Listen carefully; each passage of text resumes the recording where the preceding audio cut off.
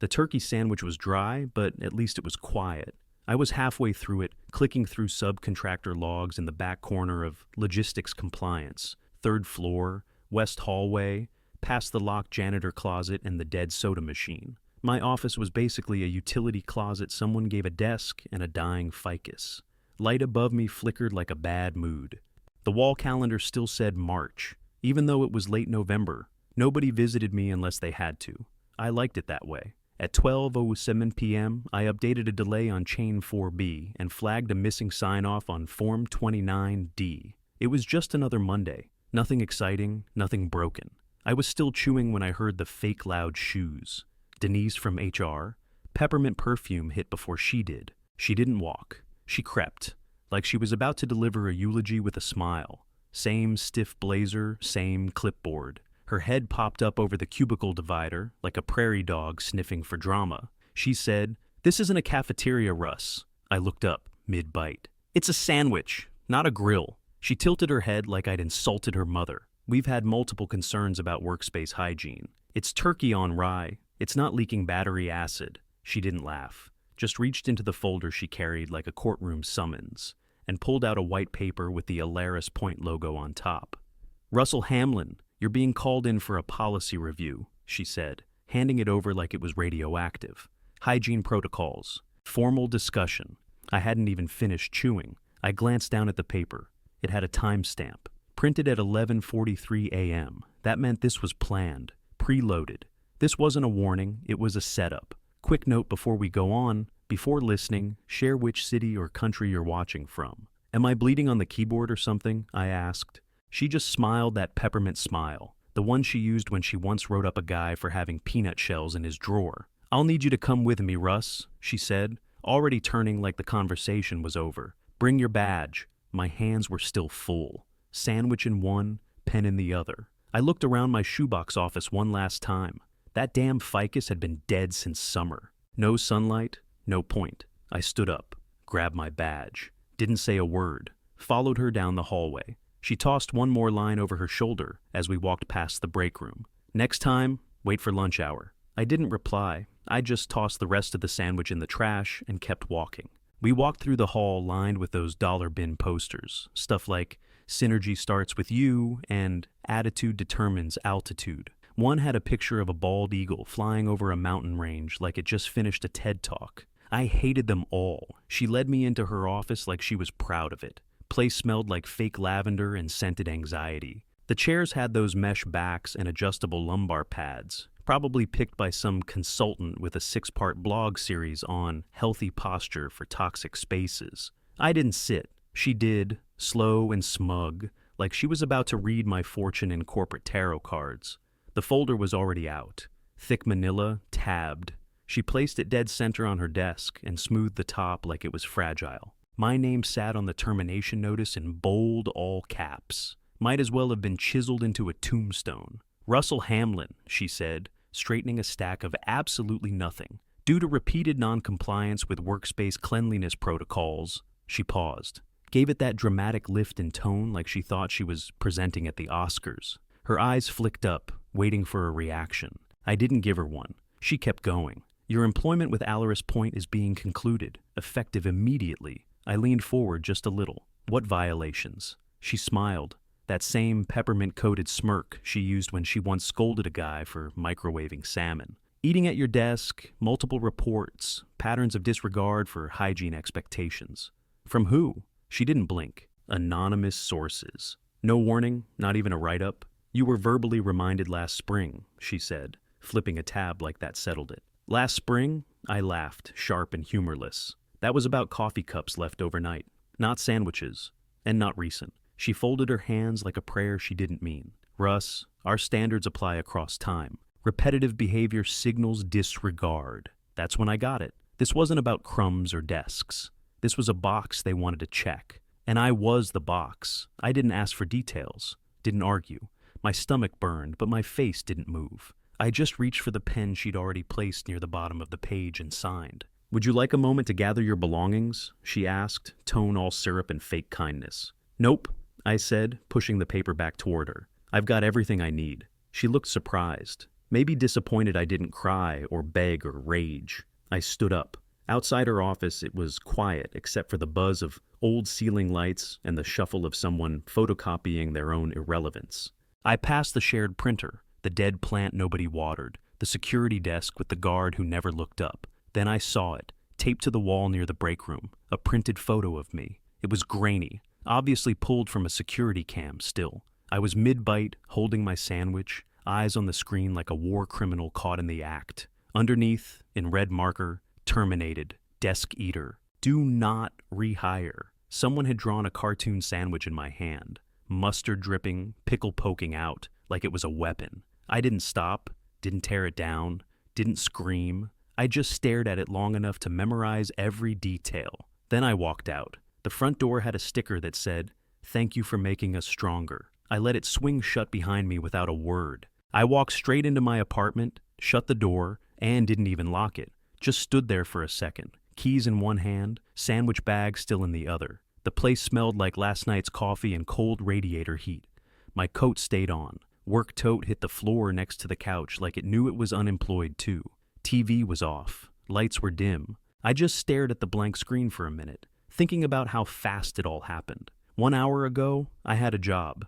Now I had half a sandwich and a termination printout, with my name spelled in, bold like I was some biohazard.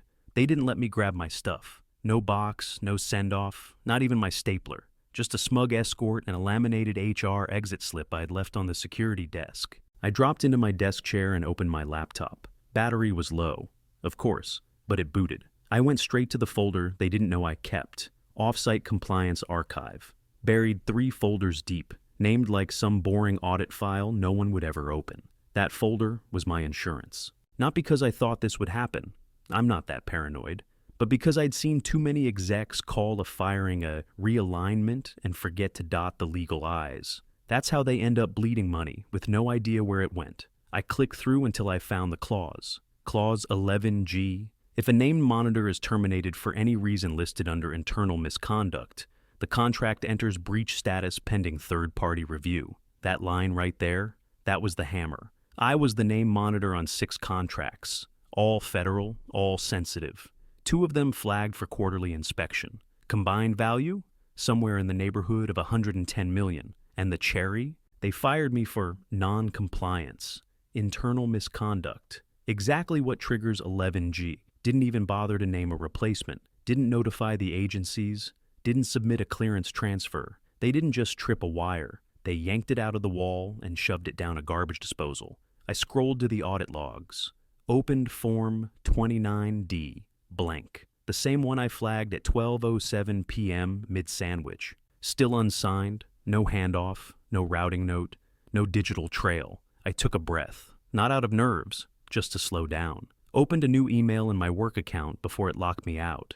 To myself, personal inbox. Subject line, reminder, 29D still unsigned. Attached 2 things.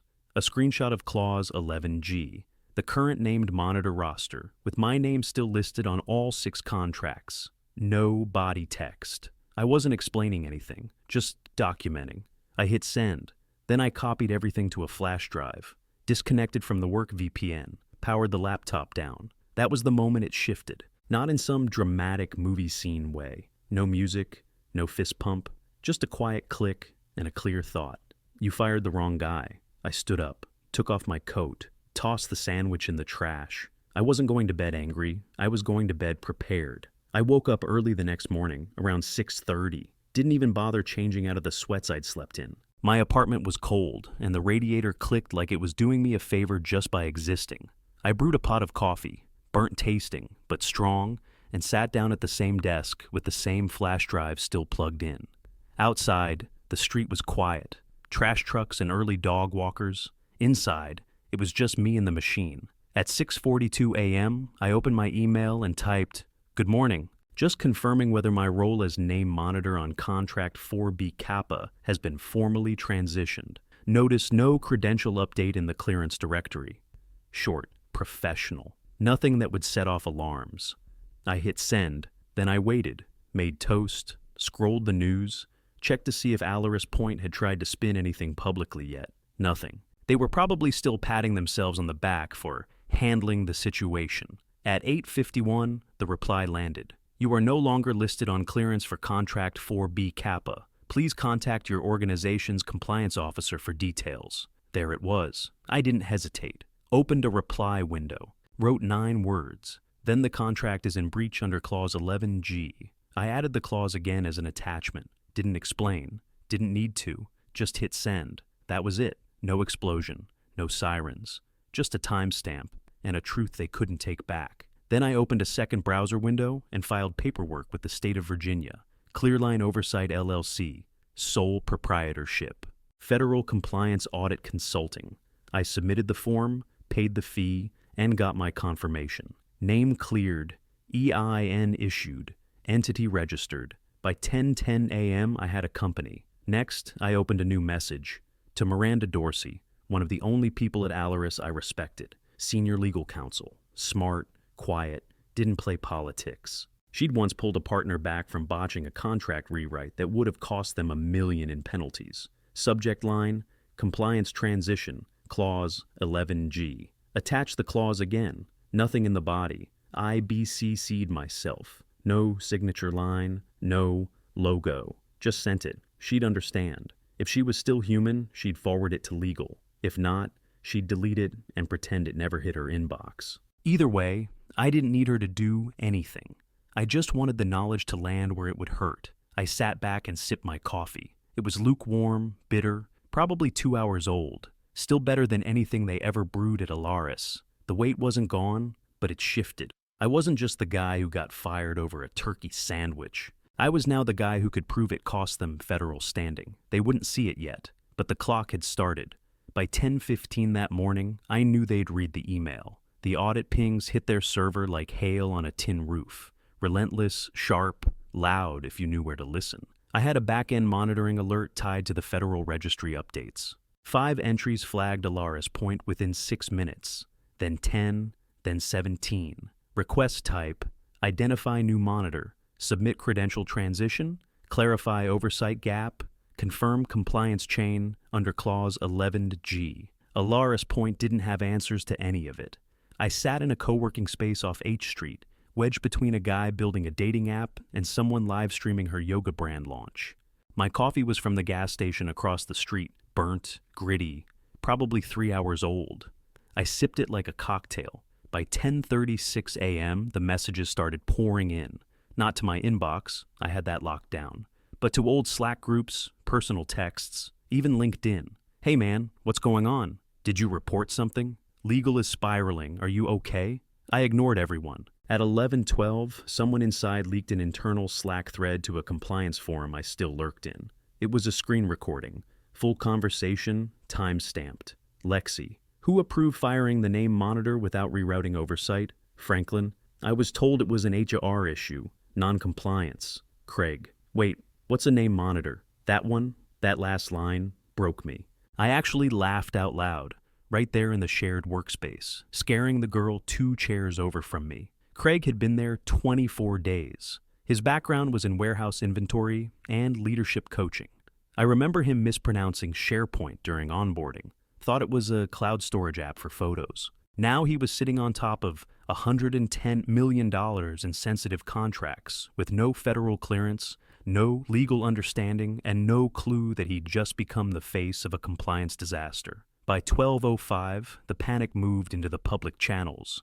The federal portal sent a formal request for risk clarification. That meant one thing. They were prepping for contract audit freeze. By 12:58, someone from their PR team made it worse. Way worse. They had printed my termination photo. It showed up in a tweet from an anonymous account with the caption, "Lunch cost us 40 meters. Compliance fired over a turkey sandwich." It caught fire in under an hour. I refreshed the thread while chewing on a stale granola bar from the front desk vending machine. Every repost came with a new tag. Policy overkill. HR backfire. How to accidentally detonate 6 contracts. Someone even added a meme. My face photoshopped onto a dollar bill. Top text, federal currency. Bottom text, worth more than HR. By 1 p.m., I counted 5 different screenshots of internal messages. All leaked, all angry. Franklin begging legal to fix the optics. Lexi asking if it was too late to rehire.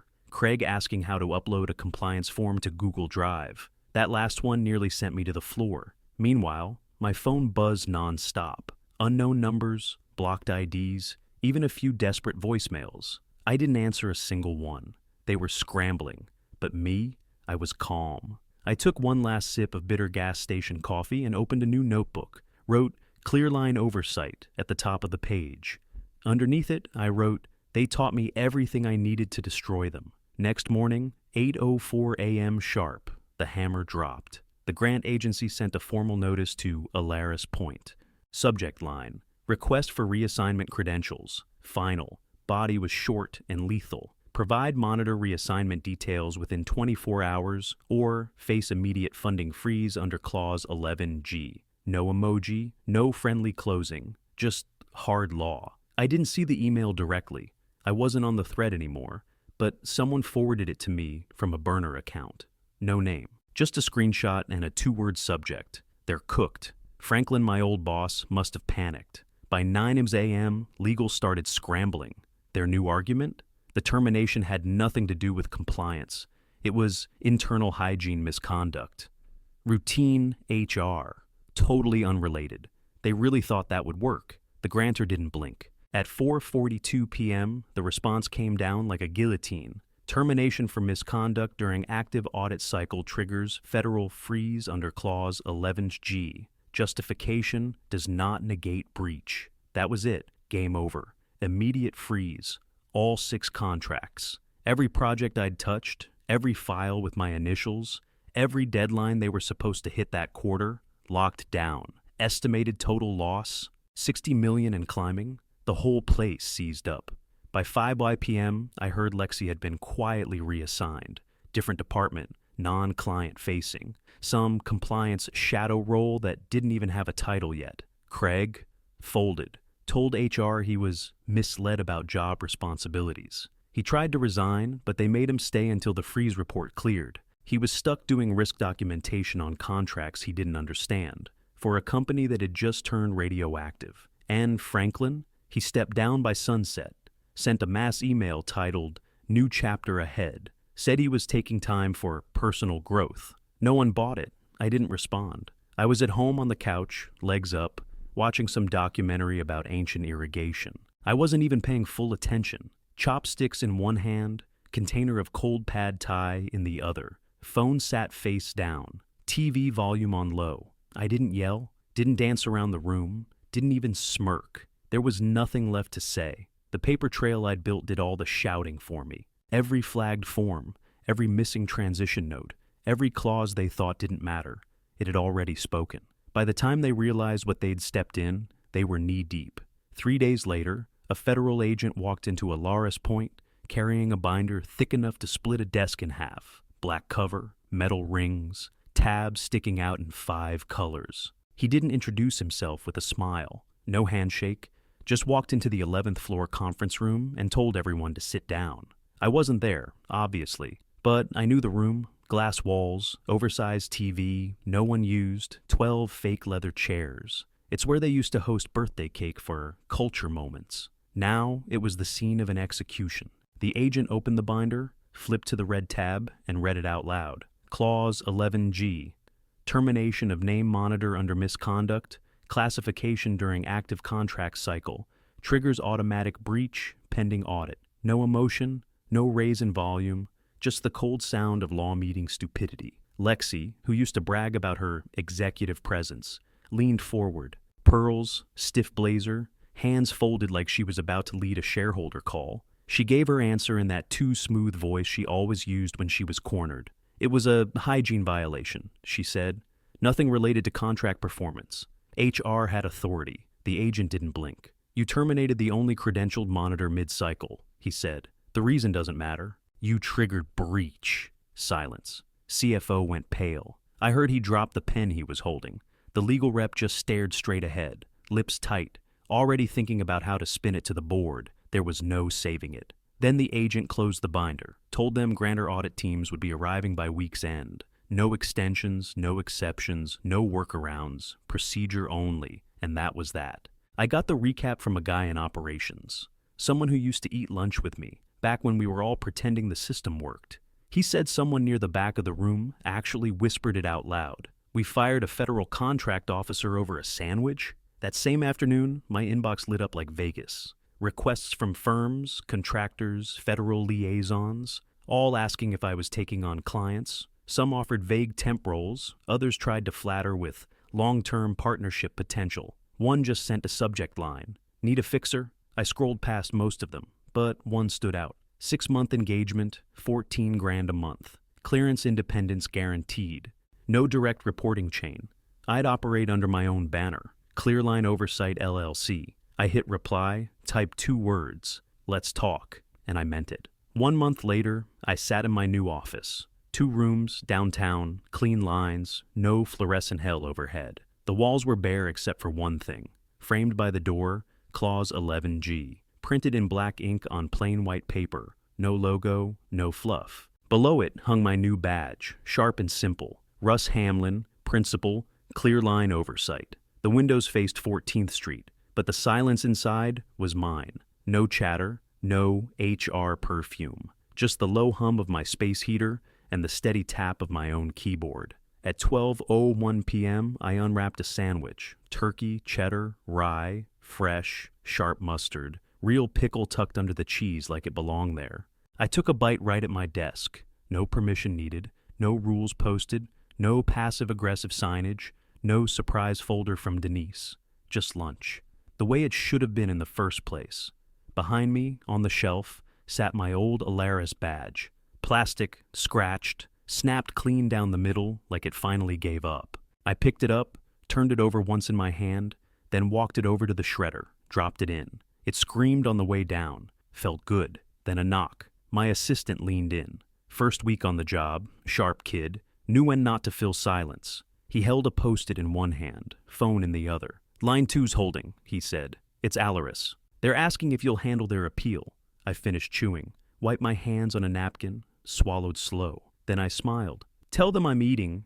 Question. Would you have taken Allaris back as a client or left them to burn? Drop your answer in the comments. And don't forget to like and subscribe for more true stories.